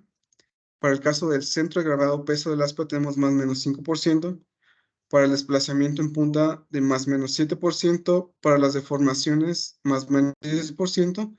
Para el caso de fatiga, pues ya se requiere un banco de pruebas dinámico en el cual se esté haciendo este tipo de ciclo, se esté generando ciclos de carga en modo flatwise y edgewise para lo que es el caso del ASPA. Bueno, estos porcentajes ya vienen definidos en guías de diseño, en normas o en los estándares, pero también son obtenidos con base a la experiencia de las pruebas que se realizan en este tipo de laboratorios. Ok, pasando un poquito más a lo que es nuestro caso de estudio para lo que son los aerogeneradores. Fue el aerogenerador de 30 kilowatts, proyecto realizado aquí en CIATEC. Se realizó todo. Bueno, algunos componentes ya son comerciales, los cuales no eran necesarios, los cuales se adquirieron, pero por lo menos los diseños desde lo que es la cimentación, la torre, la góndola, el sistema de control, el sistema eléctrico, lo que es la nariz y las aspas, todo fue aquí en CIATEC en conjunto con otros institutos para generar lo que es sinergia y desarrollar estas capacidades. Nosotros usamos un software, Focus 6.3, un software en análisis aeroelástico y es un software muy especializado para los aerogeneradores, desarrollado por el Knowledge Center WMC, en el cual podemos no solamente hacer el análisis, sino desde lo que es el aerodinámico y el diseño estructural. Les muestro en el lado izquierdo un diagrama de flujo. Este software cuenta con varios módulos. Los dos principales es el módulo Aero 2 y el módulo Blade Modeler. Desde el módulo Aero 2 generamos una curva de perfección, que es una de las características que tenemos con nuestro diseño. Se hace una simulación de casos de carga. Aquí entran los 2000 casos de carga que ya se había comentado. Y con estos casos de carga se obtiene lo que son las series de tiempo. Las series de tiempo son las gráficas que se mostraron anteriormente del comportamiento de cada uno de estos componentes durante la operación del aerogenerador, de acuerdo a los parámetros que uno va introduciendo. Estas series de tiempo son importantes ya que nos permiten ir definiendo las condiciones a las que va a estar trabajando cada uno de ellos. Una vez definidos estos casos de carga, en paralelo hacemos un modelado, un laminado estructural con el módulo Blade Modeler, en el cual hacemos una distribución de perfiles que ya previamente se realizó y unas guías líneas. Esta es la forma o la metodología que este software nos permite definir el modelo de lo que es el ASPA. Se hace una inspección de diseño estructural. Esto es muy importante ya que hay que tener en cuenta las características de nuestro diseño antes de hacer el análisis, porque puede ser que en esta parte un componente o un material no sea el adecuado en una posición y esto nos arroje resultados que no sean óptimos para nuestro diseño. Se tiene un análisis de las eigenfrecuencias, una simulación de los casos de carga, pero estos casos de carga ya obteniendo los 10 más críticos. Y bueno, una vez se tiene el diseño final del ASPA, se verifica si se cumplen los factores de seguridad. Si se cumplen, ok, se realiza lo que es el diseño final, los planos de manufactura y se procede a lo que es a fabricar el ASPA. En caso de que no, bueno, se hace un rediseño y aquí se recomienda que el hecho de nada más cambiar la geometría de una de las capas, ya sea de fibra de vidrio en sus presentaciones unidireccional, bidireccional o triaxial, hay que volver a recalcular todos estos casos de carga porque se da el caso de que ya no son los mismos al diseño anterior. Simplemente con hacer el cambio en una de las capas, hay que hacer este proceso iterativo. Bueno, el modelado estructural del ASPA con este software, vemos en las imágenes, se tiene una distribución de los perfiles aerodinámicos unas líneas guías que son líneas que rodean estos perfiles, los cuales nos van a permitir generar los elementos. En este caso se puede mostrar en la parte superior derecha el Spark Gap para ambos lados, y en la parte inferior derecha pues es el elemento estructural del larguero. En la parte de la inspección del diseño estructural, lo que les comentaba, Focus nos permite, una vez que se tiene todo el diseño estructural del aspa ya completo, Focus nos hace cortes transversales. Las distancias son cada uno los puede definir, puede ser desde cada 10 centímetros, cada 20 centímetros, hasta 1 centímetro. Y podemos analizar cada una de las secciones. En este caso, analizamos una sección de la transición de la zona raíz, que es un perfil circular, a 20 centímetros de la cuerda máxima. Se observa en la parte del borde de salida. La zona amarilla representa lo que son los núcleos que nosotros definimos para esta aspa.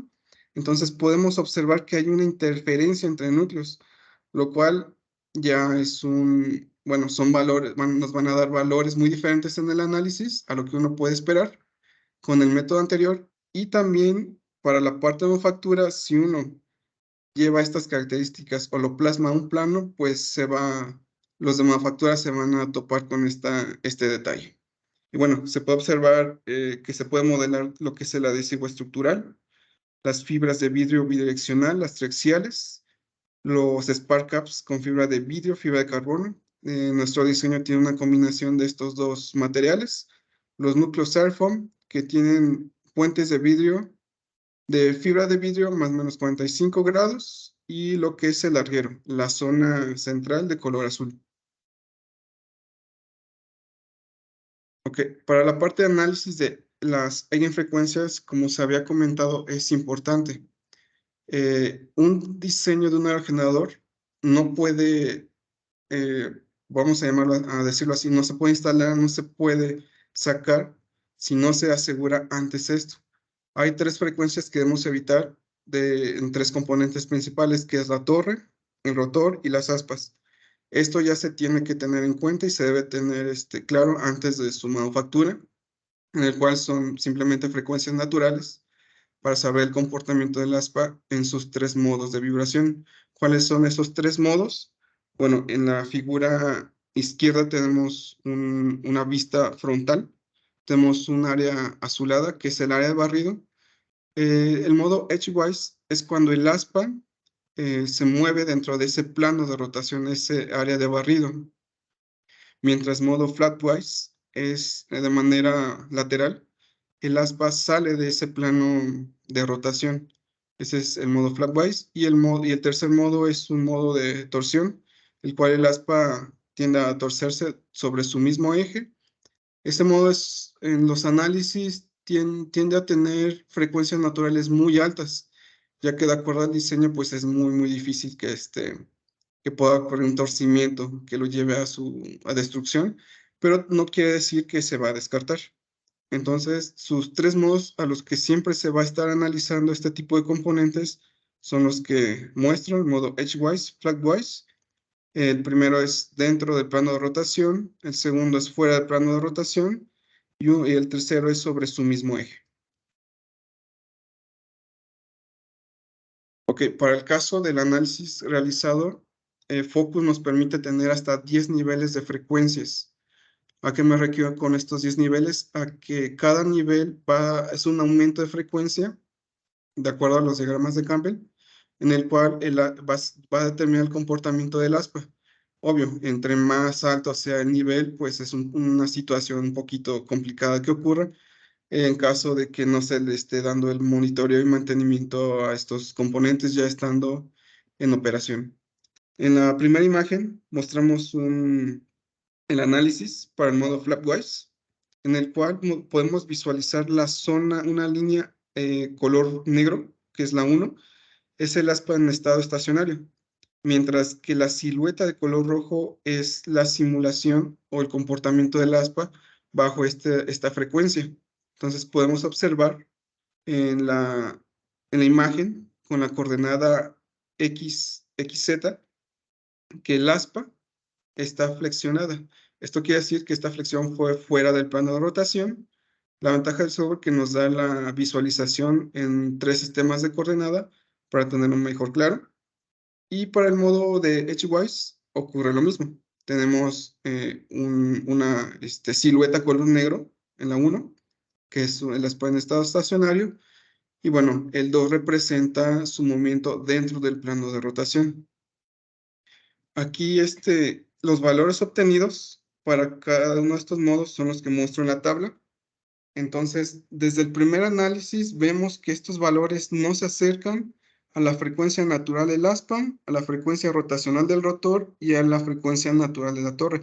Entonces, ya en consecuencia podemos decir que no vamos a tener resonancia con los diseños que tenemos. Un dato importante que quiero comentar, que de inicio para tener la frecuencia natural de la torre siempre debe ser más o menos 20% con respecto a la frecuencia rotacional del rotor. Este es un parámetro importante del cual también podemos partir para asegurar que este tipo de resonancia no ocurra. El análisis de la deflexión del aspa, como igual se comentó, es muy importante. Se tiene este análisis, ver el comportamiento del aspa y hasta qué punto o las fuerzas del viento va a hacer que el aspa se flexione y choque con nuestra torre. Para nuestro diseño se tiene un diseño con preflexión, el cual es una pequeña curvatura del aspa, sentido contrario de la torre.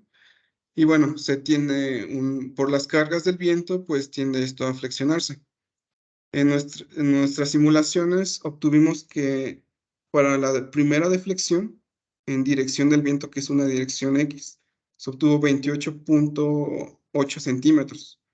En la segunda simulación obtuvimos 17.6 centímetros, lo cual redujo bastante esto porque se hizo una modificación en lo que es el diseño estructural, una diferencia de 11.2 centímetros.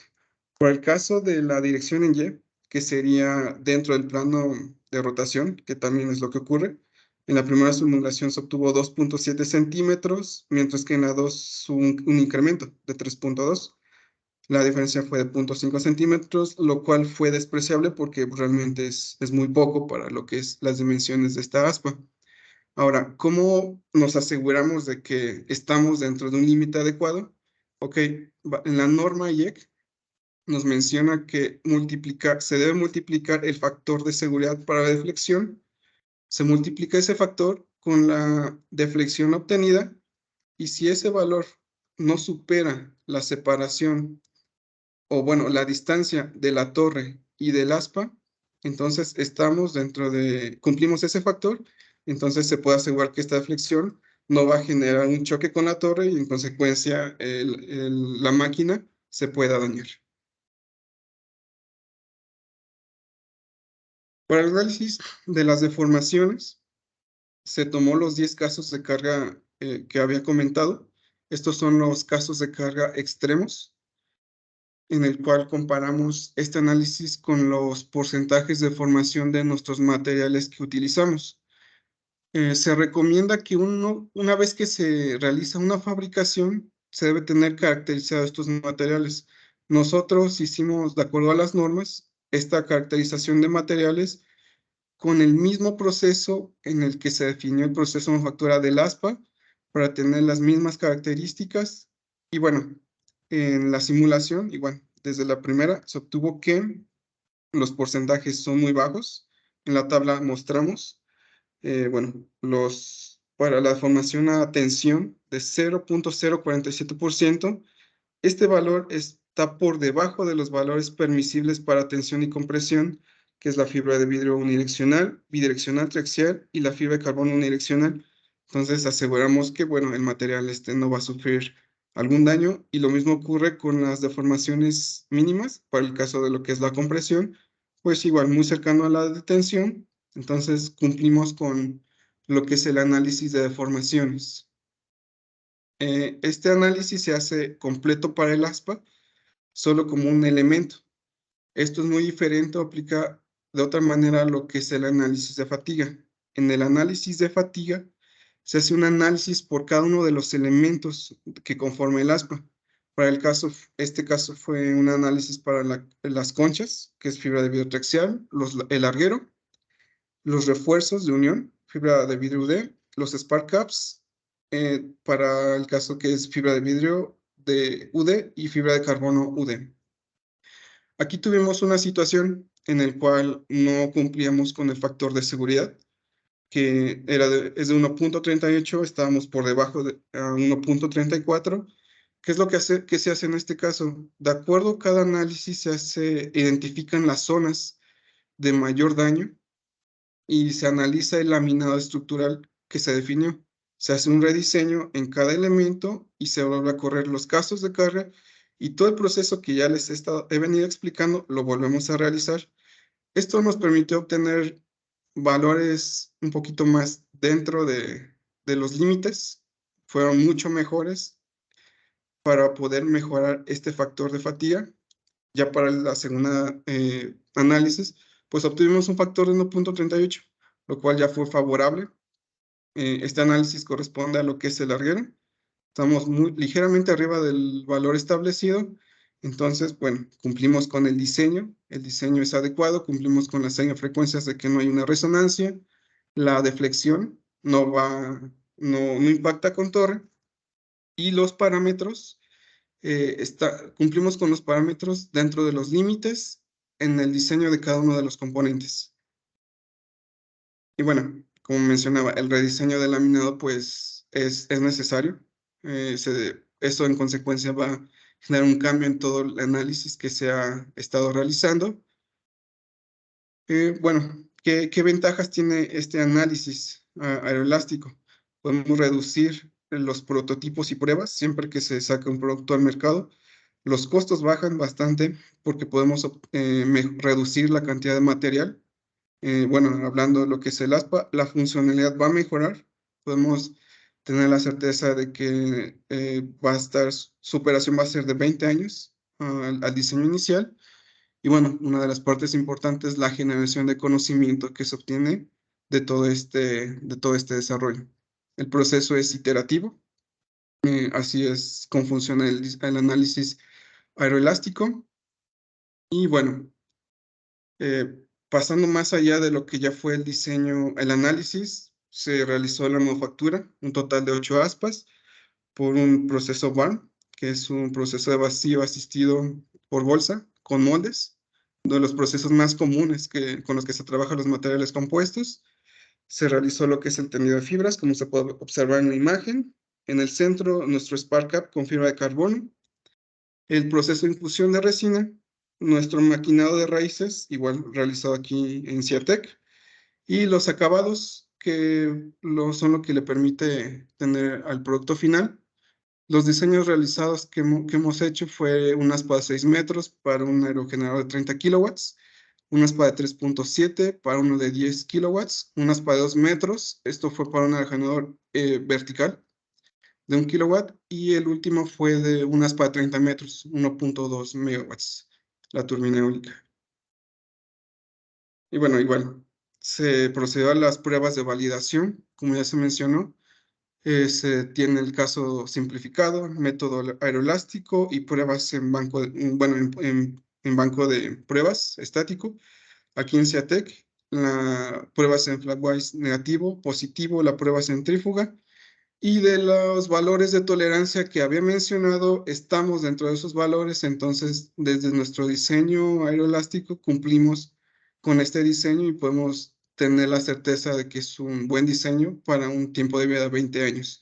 Se tiene también el software, el que igual se desarrolló aquí, con la cabina de control, especializado para este banco de pruebas. Y bueno, como conclusiones, el análisis aeroelástico pues es indispensable en el diseño de aerogeneradores y sus componentes. No se limita al aspa, puede ser a la torre, el eje de baja velocidad, el de alta velocidad. Permite determinar un tiempo adecuado, una vida útil del aspa o de todo el aerogenerador. Se puede hacer un análisis de costos, reducir la inversión proyectada inicialmente. un proceso de certificación, lo cual le da mucha fuerza a nuestro diseño. Permite dar el flujo de proceso de fabricación a lo que es el aspa y sus componentes, ya como un producto final. Y bueno, nuestro grado de confiabilidad es mucho mayor en el diseño y cada uno de estos componentes. Y bueno, ahora mostrándoles un poquito este diagrama, el doctor Isaac hablar un poquito sobre esto. Sí, ya nada más casi para concluir y previo aquí a las preguntas y respuestas del maestro Alvarado, nosotros como CIATEC tenemos estas competencias en energía eólica. Ahorita vimos las dos pláticas, una se centró en el desarrollo de turbinas eólicas y la otra plática en el método de desarrollo de aspas.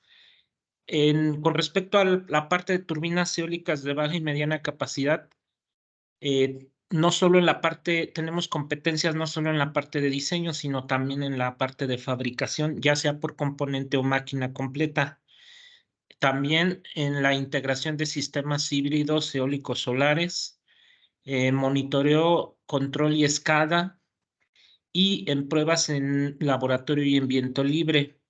Con respecto al tema de desarrollo de aspas, parte del maestro Isaías mostró la parte aeroelástica, también tenemos competencias en la parte aerodinámica, el proceso de transferencia de resina asistida con bolsa de vacío para la manufactura de las palas, como mostró, hemos fabricado aspas desde cerca de 1 metro hasta 30 metros, también en la caracterización de materiales, en pruebas mecánicas de palas, y además, una vez que utilizamos este proceso de manufactura, requerimos modelos maestros, moldes y herramientales. Tenemos la capacidad para diseñar y construirlos. Actualmente estamos enfocándonos en la parte de inspección, reparación y mantenimiento de palas y en el análisis de causa raíz. Por ejemplo, ahorita estamos trabajando en la parte de la tornillería T-Bolts, sus causas raíz de falla. También competencias en recurso eólico, tanto en la estimación del recurso como diseño de parques. Y en una unidad que tenemos en Jalisco, estamos trabajando el ambiente urbano, desde el diseño de máquinas de eje vertical para entorno urbano, como modelación CFD del recurso urbano. Y por último, en la formación de recursos humanos, tenemos cursos de capacitación, seminarios. Y aquí está un poco ya a la derecha la parte de la infraestructura. Tenemos un laboratorio para diseño y manufactura. Ya vieron el software, tenemos licencia de software tanto de Focus para temas aerolásticos como ANSYS ACP para el tema de compuestos.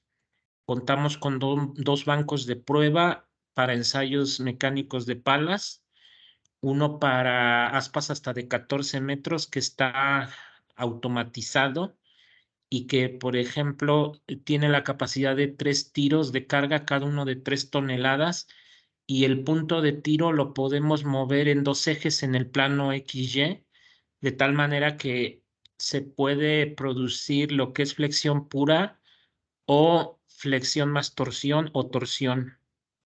Y el otro banco es para ensayar aspas ya de mediana capacidad. Ahí vemos en la parte derecha inferior una pala de 30 metros donde se está ensayando con cargas muertas.